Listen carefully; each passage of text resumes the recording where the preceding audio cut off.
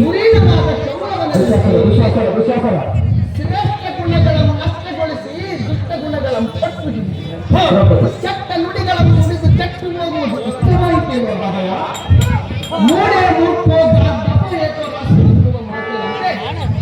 ಮೂಢನಾದ ದುರ್ಯೋಧನನು ಮೂರ್ಖನಾದ ದುಶ್ಶಿಲ ವಶವಾದ ದುಶ್ವಾಸನನು ನೀವು 3 ಮಂದಿ ಒಂದಾಗಿ ಪದರನ್ನು ನಿಂದಿಸಿ ಕೂಗಿಸಿ